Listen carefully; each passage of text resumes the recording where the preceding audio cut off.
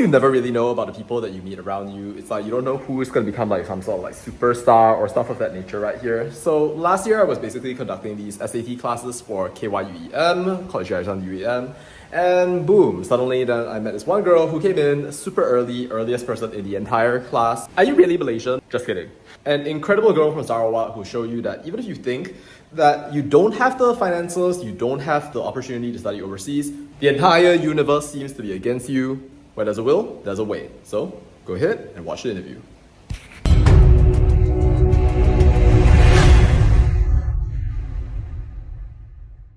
Maybe like you could also introduce yourself a little bit to the audience along the way. Hi everyone, I'm Adriana Karim. I am a Shell scholar. I'm from Kuching, Sarawak. I was born there and I am still living here. Left the nest when I was 13 to study at Tunku Kurshiah College, an all-girls boarding school in Negeri Sembilan. So when I went for high school, I was also under a scholarship called Yayasan Sarawak Exchange Program. So yeah, and then after I did my high school, I got SPM. Alhamdulillah, at the time I got 90 plus. And then after that, I did my A-levels at KYUEM under Shell Scholarship Program. And then now in the process of going to Oxford University for Earth Sciences. Amazing. Cool. Well, thank you so much for sharing that. Just out of curiosity though, like why Earth Sciences? I mean, I could give you like from two perspectives, the academic answer and the truthful answer from a student. But like the academic answer would be like, okay, so this might sound like an interview like for my university admissions, but like I feel like earth sciences is a really interesting subject, and I was like so glad that I wasn't too late to find out about the course, because like I think my interest in earth sciences could possibly be like from years ago, even when I was a child, if that makes sense. Because when I grew up, like my mom bought us, me and my sister, a collection of books, and like this book was like from Grolier. It's like a very famous like children's book, so it was very informative, and like there were like pictures of dinosaurs and like like things like related to Earth basically, because the Earth sciences also includes paleontology, like things from the past and things like that. So I had an interest about that. I kind of like knew like some stuff when I read some stuff, right? Like plate tectonics, I've heard of them before. But then when I was doing my A-levels, I pick up marine science halfway through my A-levels. And I think in that moment when I studied that subject, that's where the interest to read earth sciences sparked. So yeah, that was when I knew like, okay, you know what? I think I want to do earth sciences. I don't want to do engineering anymore. Because at first, when I started my A-levels, I was going to do chemical engineering. And then when I learned chemistry in A-levels, I was like, this is just too much pain. So I was like, okay, never mind. I'll pass on to like chemical engineering. But then I was like, but if I were to like pass out like chemical engineering, what other course would I do, right? So I took another subject. I did marine science, and marine science is of course going to focus on like oceanography, and it's a branch in earth sciences. So hence, like, okay, why not? I try earth sciences, and then when I read up more about the subject, I was like, okay, this is actually really interesting. And then during my interviews, I won't say it's not hard, but it was pleasurable to me because like you're talking about something that you like, so something that you enjoy. Yeah, exactly. So even if it's challenging, like you have the motivation, the desire to basically just continue going on. That's incredible. All right then. So of course now we know that you're going to be studying earth sciences at Oxford, but I guess like what were you like thinking about when you eventually made that sort of like final choice? So like you were probably choosing between I guess like two very different like philosophies of education, between Oxford and Cornell. Essentially one system that is highly tutorial based, perhaps more focused on a specific subject, as opposed to perhaps Cornell, where you can like I don't know, like study underwater basket weaving. So it's a different kind of like marine science right there. Like how do I survive like inside the ocean, like while weaving together things. yeah. But of course, I think that would be kind of like like trivializing the differences between the two. But I guess like would you maybe like walk us through a little bit about your thought process when you were thinking about I guess like some of these matters as well? Okay, between Cornell and Oxford, right? So I thought that I knew I was like, okay, I want to go to the US because like before I had my Cornell offer, I had an offer from Imperial College London to do earth sciences as well. No, it was geology. So yeah. So geology and earth sciences, they're quite, I won't say it's exactly the same, but they are very closely related. But yeah, it's about almost the same thing. Earth sciences is a lot more broader compared to geology. So even with an Imperial offer, Imperial is still a very good school. So like I was like, okay, I want to go to Cornell because like Cornell or generally the US education, what I really love about it is that you get academic freedom, like you can study whatever you want at the same time. So I was like, had I gone to Cornell, I would be majoring in, of course, earth sciences because like I'm a sponsored student, right? So there are certain courses that we can proceed under our sponsor. So geosciences or earth sciences is one of them for Shell. So I was like, okay, my major is gonna be like earth sciences, but I was like trying to find another minor or maybe a double major, but I don't think I was gonna do a double major because it's gonna be so intense. So I was like figuring out maybe I would take something like maybe music or economics or even like computer science. I was like choosing, those were my options at the time. And like even when I was doing my application to Cornell, because I applied to the College of Arts and Sciences. So my science side would definitely be earth sciences, and my art sides at the time was music, because like Cornell is one of the only Ivy Leagues in the US that offers gamelan classes as a course, not as a club. So I was like really intrigued and I was like super duper excited to go to Cornell. Okay. So yeah, I was like, okay, Cornell, here we go. So and then after that, 10 January came. I was totally not expecting an offer from Oxford. I was mentally prepared to be rejected. Cause like if you had seen my video before, I was like so sleepy. I just woke up from my evening nap. I was like, okay, there's an email from Oxford, so let's just see. So I was like, and then when I read the email, I was like, I was suddenly like so first. I was like, huh? Are you being for real? Is this really true? So I was like, okay, big choice to do. It's 10 January and Cornell says that like, okay, you have to reply soon. So I was like, okay. So then I was in a very big dilemma because like I knew that Oxford has always been my dream school, but like there was a big part of me saying that, you know what, I don't think I could get to this school because like everyone was so smart. Like in KY, it's like truly a really humbling experience for me because like you'll see like the cream of the crop from the country, you know, like everyone almost like maybe 50 people in my school got like 9 A plus, 10 A plus, even 12 A pluses. So I was like, I felt really inferior. I was like, okay, I don't think I'll get into Oxford, but I'm just gonna give it a shot. So I was like, okay. But then suddenly I got the offer from my dream school. So I was like, oh my god, this is a really tough decision. So like what I did to, you know, like have some clarity and like to actually make a decision. So I listed down the pros and cons. But like when I did that for both schools, the pros and cons are always tallied. Like item A will be more important than item B, and item B will be at the cons, something like that. You know, it's very hard. So I think my deal breaker for these two schools was like the academic calendar, because like for Oxford, one term was like it's gonna be like only 8 weeks, so it's gonna be like just 2 months. So and we have 3 terms in a year. So basically, if you narrow it down to like from 1 year, you'll only have like 6 months of classes, 6 months of holidays. So I did mean, you just choose that's the because deal. like you can go on holiday? Exactly, but like okay, but like if I were to be really real, right? Like Okay, I yes. don't think the holidays are gonna be like purely holidays. Of course, there's gonna be some work, but like on the Yes. bright side, at least I could catch up on my own pace during the Oh, yes. holidays.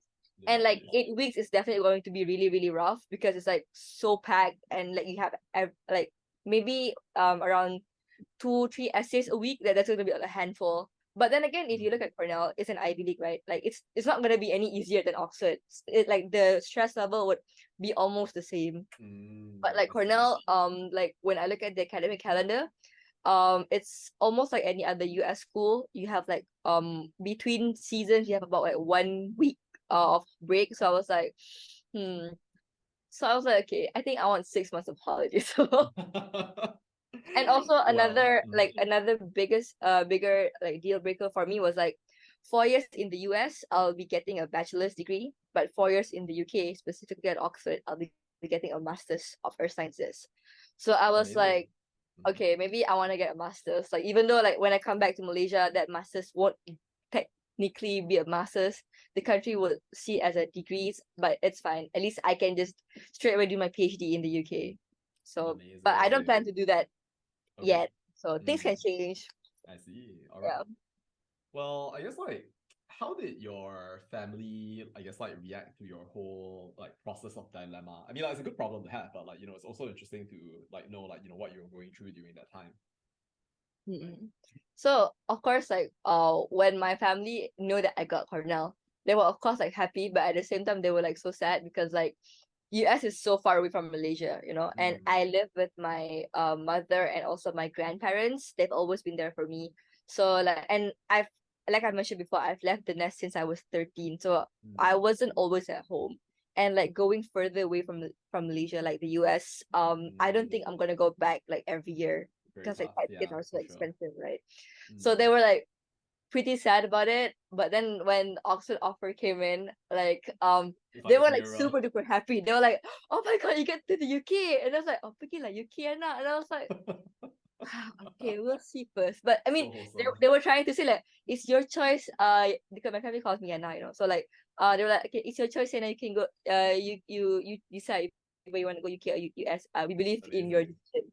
But when Oxford, I was like, okay, there's subtle in Wow. there. Okay. Yeah.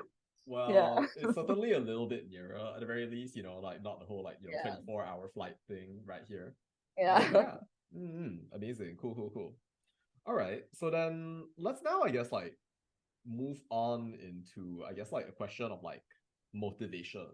Like in all honesty, I mean, like getting to a place like Oxford or even getting to a place like KYUEM, right? It's probably not something that somebody with a normal level of motivation is essentially going to do. I'm not going to speak about talent necessarily because, like, of course, if you think about like any manifestation of like any achievement, right, you can think of it as maybe like, part a person's talent, a person's hard work, right? But without any question, I can say for a fact, right, that you must have worked extremely hard, like, to get to where you are. I Yeah. mean, very true. Okay, I can see the nodding right there, just like, oh, well, yep, yep. It's not easy. It's not easy. It's not easy. Well, then, I guess my question is, what is it that motivates you to excel? What is it that pushes you from within to essentially, well, do the things that you do? Like, can you maybe like think about some of those things as well? All right. So my response might sound like quite cliche, but like I'm an avid believer that education has the power to change a lot of stuff. And like for my case, like my mom's a single mother, so I was like, I didn't want to burden her like with a lot of stuff, like education is expensive first. So I was like, okay, if I want to like study and like get education for free, I gotta like work really hard for it, and I was like aiming for a scholarship. So I remember when I was like around 12 years old, I don't know, my mom said I was like, I matured quite early, but like I don't know, maybe she's right, maybe she's, I don't know. But then like I told my mom when I was 12, when I got the offer to go to TKC, my high school, because it's like in Seremban and like I'm in Kuching. And of course at that time I thought, I was like, flight tickets are not gonna be cheap, and like it's not gonna be easy, like for a 13-year-old to like live at a different state, like quite very very far away from the family can. So I was like, okay, I told my mom, if I'm not gonna get the scholarship from SN Sarawak, I don't want to go to TKC. I mean, TKC is a really good school, and at the time I was like going for Umrah at the time, and Alhamdulillah, like I knew I got the SN Sarawak scholarship. So I was like so grateful, and I could like further my studies there, because like a lot of my expenses, the school, like even my flight tickets, my sponsor like paid for it at the time. So it definitely relieved a lot of financial burden on my mother. And then since I'm already on a scholarship, and like my school, they like really exposed us to a lot of like scholarship opportunities. I had so many seniors that got like really impressive like scholarship bodies, like Yayasan and Khazanah. We have like seniors from PNB Bank, all of these amazing scholarships. So I was like, you know what, I think I want to be like them. So I guess like I was I would consider myself fortunate because I had like a lot of role models to look up to as well at the same time. So yeah, and I worked really hard, get the grades, apply to a lot of scholarship, and alhamdulillah, like I landed on Shell. So yeah, and then as for Shell, I was like told to go to KYUEM. I didn't really have an option, but honestly, I would like to thank Shell for that, because like it really like helped me to like not stress about like where to go. So yeah, thanks a lot to my sponsor like for sending me to KYUEM, and because I believe that institution is a really really good school, because I met a lot of motivated students. All of my friends are like really amazing people. They've done like a lot of startups, like really good people. So in a way, like and at KY, I also had seniors that like went to Harvard, that went to like MIT, Stanford, like all of these amazing schools. So I guess they also became my role models at the time. All right. So you did mention earlier that you are essentially under Shell's sponsorship. So I guess like, well, how do you feel about that? I mean, like, of course, like, beyond the fact that they chose the school for you. So then like, well, as a scholar, of course, like, they have decided to invest quite a fair bit in your education, your training, and also in a long-term relationship, I guess like with you right here. I guess like, how do you view like your education in that light? Because like, like when you go for education, I mean, I say that as a past scholar myself, right? Like, as a scholar of the government of Malaysia. So like you go perhaps like, as an individual, and perhaps they don't know necessarily, what is going to result right there. And then only you can decide what you want to do with your education. So I guess like how do you view your education?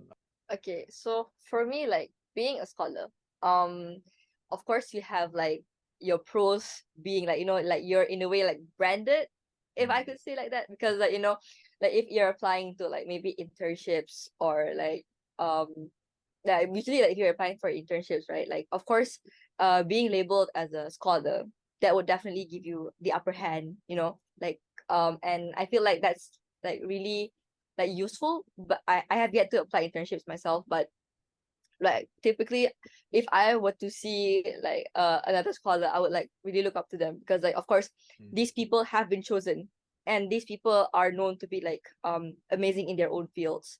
So yeah, and another thing, like being a sponsored student, right?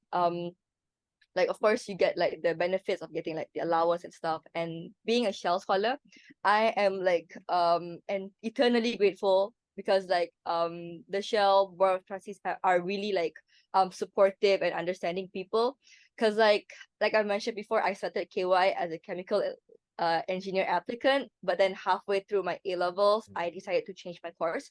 So naturally, as a scholar, it's not easy to like suddenly have a change of heart, because you have to abide certain rules from your sponsor, like in your contract and stuff like that. But for me as a child scholar, like I am really really fortunate that they allowed me to do that, and they have been very supportive of like my choice. Like at one point I asked them like, oh, do you think it's better for me to go to the UK or the US? I mean, because like if I were to think long term, right, at the end of the day, after I graduate, hopefully I'll be returning to Shell Malaysia as one of the people working in Shell. So like their response to me when I asked that question, they were like, the decision is up to you. So you can choose. So I was like, okay, like they're really supportive, like either which university that I choose to go. So yeah, like for me as a Shell scholar, like I'm eternally grateful. But like there are some parts like that's a bit like, okay, at first like like Shell at in KY, we are one of the scholars with the highest requirement. But then again, like if you were to put it into a positive light, it's like a motivation for me and my friends under Shell to work really hard to like to get the grades and apply to these amazing schools. So yeah. Amazing. Okay, great.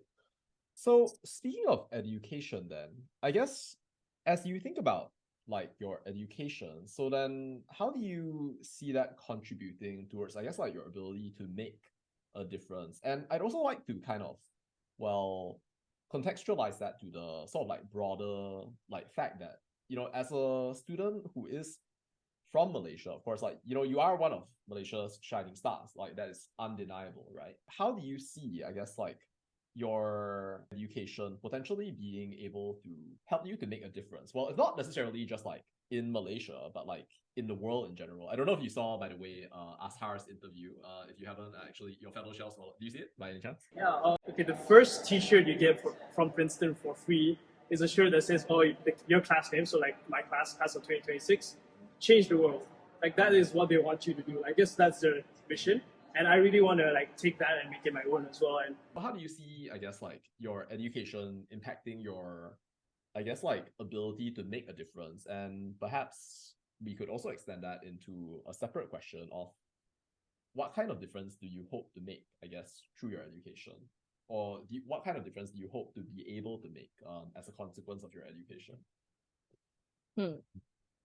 That's a tough question, but thank you for the question. Like for me, like if I were to like focus on like earth sciences, because like I'll be reading that later, right? So I know for a fact that not many people know what exactly earth science is.